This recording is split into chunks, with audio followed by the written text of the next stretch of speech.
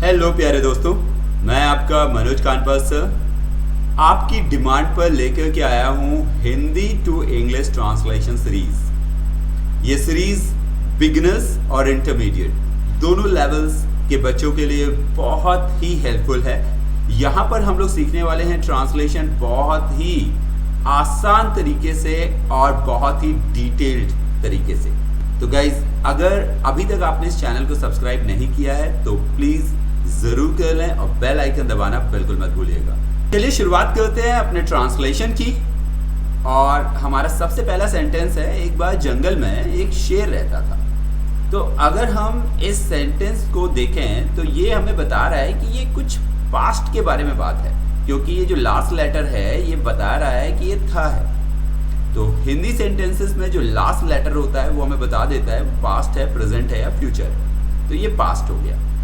अब हमारे पास चॉइस है कि हम यहाँ पर इसे मेन वर्ब रहना को इस्तेमाल करें और इसे बना दें पास्ट इंडेफिनिट, या फिर हम इसे सिंपल सेंटेंस बना दें। तो चलिए हम इसे एक सिंपल सेंटेंस बना देते हैं। हम बोलते हैं वंस, यानी कि एक बार। गाइज, अगर हम लोग बात करें बहुत समय पहले की बात है तो हम लोग यहाँ पर बोल सकते हैं वंस अपॉन अ टाइम, लेकिन यहाँ पर सिर्फ बोला जा रहा है एक बार, तो हम एक सेंटेंस यहाँ पर बोल सकते हैं एक वर्ड से, that is once. So once, एक बार।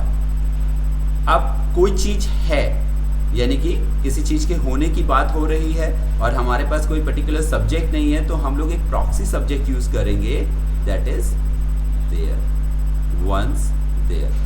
और क्या था? was a lion। गाइस, इस वर्ड का प्रोनाउंसिएशन होता है lion। once there was a lion। और कहाँ था वो? in the jungle। once there was a lion in the jungle। तो गाइस, जंगल भी जो है वो अपना इंग्लिश वर्ड है।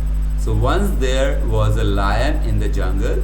अगर हम इसको रहना वर्ड को पिक करते और इसको as a past indefinite tense बनाते तो क्या होता? once there lived a lion in the jungle। once there lived a lion in the jungle। अब सेकेंड सेंटेंस कह रहा है वो सो रहा था। तो देखिए यहाँ से हमें पता लग गया कि ये पास्ट की बात है और कंटिन्यूटी है काम की, तो इसका मतलब है पास्ट कंटिन्यूअस है। तो हम कह सकते हैं ही। अच्छा दोस्तों, यहाँ पर ध्यान दीजिएगा, मैं यहाँ पे लायन के लिए यूज कर रहा हूँ ही। वैसे हम लोग एनिमल्स के लिए और नॉन लिविंग थिंग्स के लिए इट का इस्तेमाल करते हैं, लेकिन इस कहानी में दो एनिमल्स हैं, एक है शेर और एक है चूहा।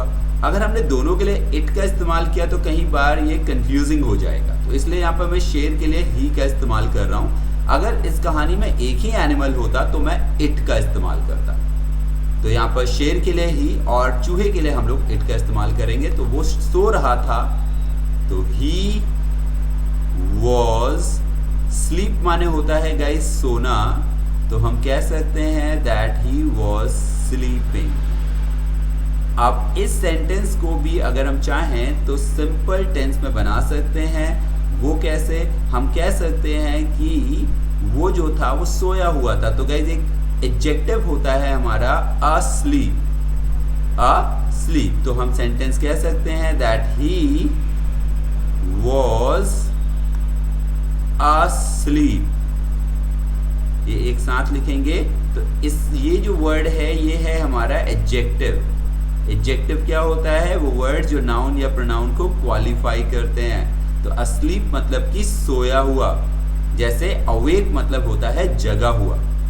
तो वो सो रहा था, he was sleeping, या फिर he was asleep। तो पास्ट में एक चूहा रहता था। तो जैसा कि अभी हमने देखा, जब कोई चीज कहीं पर रहती है तो और हमारे पास में कोई होने की बात होती है और हमारे पास में koई सब्जेक्ट नहीं होता है, तो हम लोग एक प्रॉक्सी सब्जेक्ट यूज करते हैं, दैट इज देयर।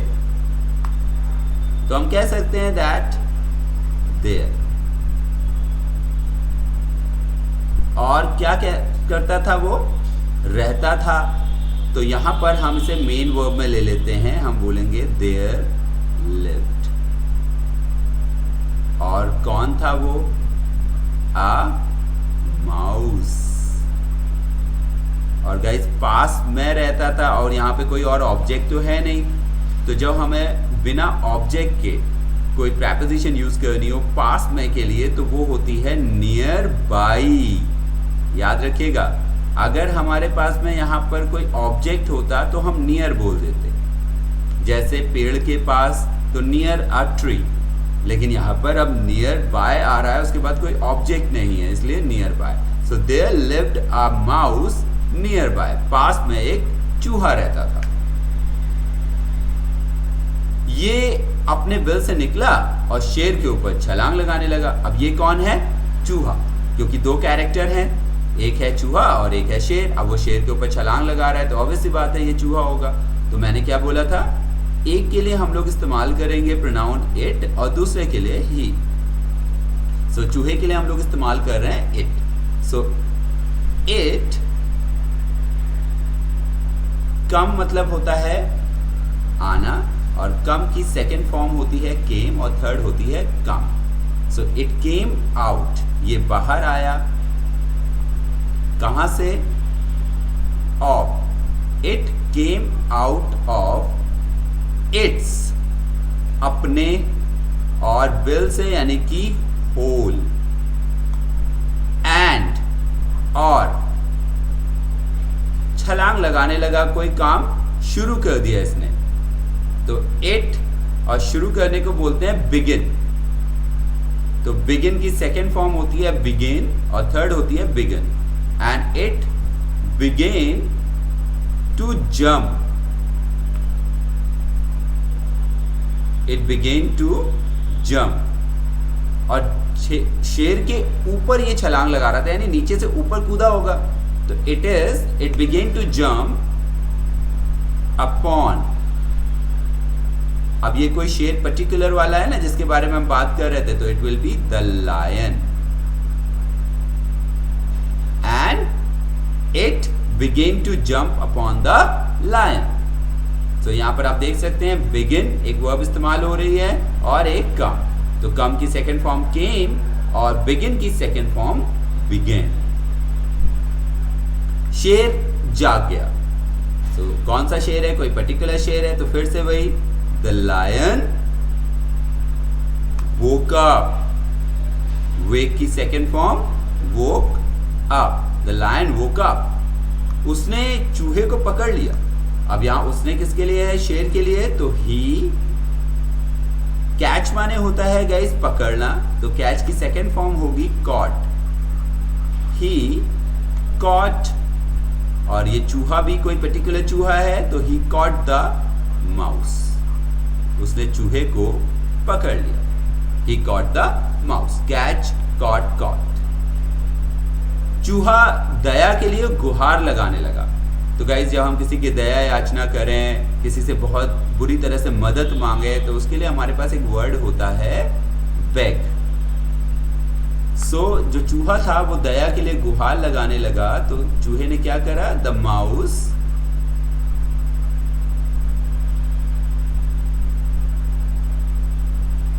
बेग, यानी गुहार लगाना, और इसकी सेकेंड एंड थर्ड फॉर्म होती है bagged. The mouse bagged for mercy. चूहा जो था वो दया के लिए गुहार लगाने लगा। The mouse bagged for mercy. Mercy मतलब दया, इट्स अ नाउन। शेर को उस पर दया आई और उसने इसे जाने दिया। सो द लायन, दया दिखाना गाइस, टेक पिटी होता है, टेक की सेकेंड फॉर्म हो जाएगी took. The lion took pity on. Take pity on मतलब दया करना, तो took pity on. The lion took pity on. The lion took pity on. और किस पर दया आई थी उसको? The mouse. एंड इसको जाने दिया, एंड लेट इट गो, और इसे जाने दिया, जैसे मुझे जाने दो, let me go. So the lion took pity on the mouse and let it go. एक दिन एक शिकारी जंगल में आया, एक दिन, तो फिर से हम कह सकते हैं वन डे, क्योंकि यहाँ एक बार नहीं है, वर्ड क्या है, एक दिन, तो वन डे। शिकारी को बोलते हैं guys hunter. One day a Hunter,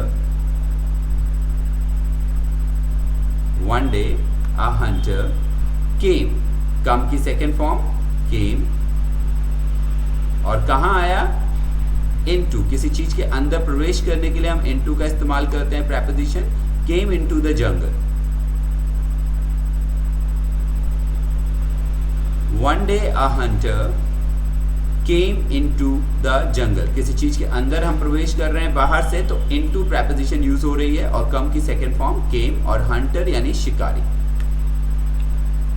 उसने जाल डाला, तो गाइस किसी चीज को फैलाने के लिए, डालने के लिए हम लोग इस्तेमाल करते हैं वर्ब कास्ट, और कास्ट की सेकेंड एंड थर्ड फॉर्म भी कास्ट होती है। तो शिकारी मेल है तो हम बोलेंगे ही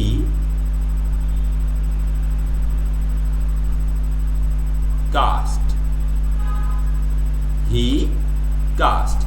और उसने क्या डाला, जाल डाला, तो जाल उसका अपना था, तो यहाँ पर हम पोजेसिव प्रोनाउन यूज कर सकते हैं, ही कास्ट हिज, और जाल को हम बोलते हैं नेट, ही कास्ट हिज नेट। वही शेर उसमें फंस गया, कौन सा वाला जिसके बारे में हम बात कर रहे हैं, so the same lion, the same lion, और वो फंसा है ना, तो ये पैसिव वॉइस हो जाएगा was caught, और किस में फंसा था, जाल में, in it, the same lion was caught in it, catch की second and third form caught, और क्योंकि ये पैसिव वॉइस है इसलिए was, past indefinite passive voice. वो दहाड़ने लगा, वो दहाड़ने लगा। तो गाइज हम कोई भी चीज शुरू करते हैं तो क्या होता है उसके लिए, बिगिन, तो बिगिन की सेकेंड फॉर्म बिगिन। सो वो दहाड़ने लगा, ही, बिगिन की सेकेंड फॉर्म बिगिन, और प्रेपोजिशन लगा देते हैं टू, और रोर माने होता है दहाड़ना, और टू के बाद हमेशा बेस फॉर्म आती है, तो it will be he began to roar, वो दहाड़ने लगा, ही बिगेन टू रोर। अच्छा गाइज, यहाँ पर मैं आपको एक और बात बता दूं, अगर आप बिगिन यूज नहीं करना चाहते हैं तो आपके पास एक और वर्ब है स्टार्ट। स्टार्ट की आप सेकेंड फॉर्म यूज कर सकते हैं, ही स्टार्टेड, लेकिन इसके बाद आपको आईएनजी फॉर्म लगानी होगी, तो आप बोलोगे he started roaring, he started roaring. तो आप इस तरह से भी सेंटेंस को बना सकते हैं। तो वो दहाड़ने लगा, चूहे ने उसकी दहाड़ सुनी,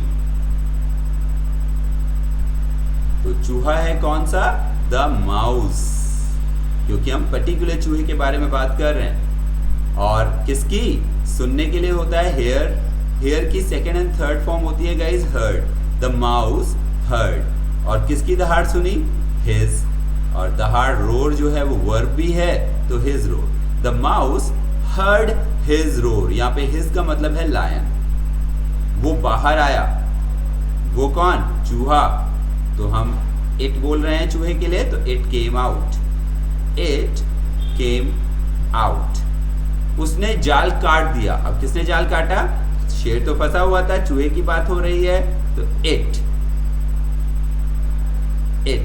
अब गाइस, दांत से जब हम लोग काटते हैं किसी चीज को तो हम क्या बोल सकते हैं, बाइट की सेकेंड फॉर्म बिट, और यहां पर हम कट का इस्तेमाल भी कर सकते हैं, इट कट द नेट। अगर आप चाहें तो यहाँ पर बिट भी बोल सकते हैं, निब भी बोल सकते हैं, कुतरने को निब बोला जाता है, NIB निब, जिसकी सेकेंड एंड थर्ड फॉर्म होती है निब्ड, NIBBED। तो आप यहाँ पर बाइट का इस्तेमाल कर सकते हैं, या फिर आप चाहें तो निब का इस्तेमाल भी कर सकते हैं।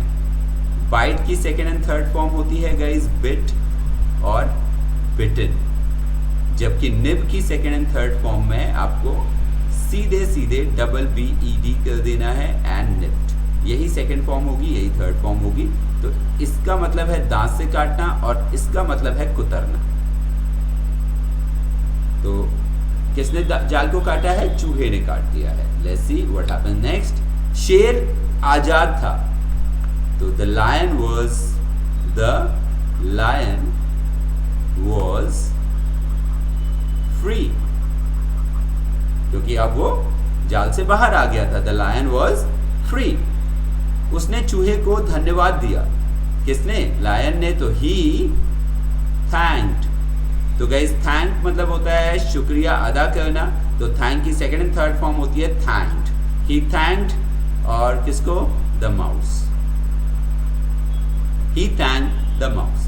तो इस कहानी से हमें क्या सीखने को मिला कि कर भला तो हो भला।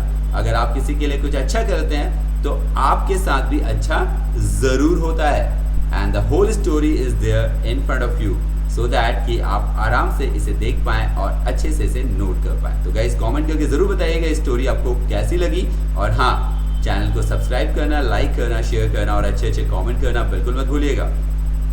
मिलते हैं अगली सीरीज में।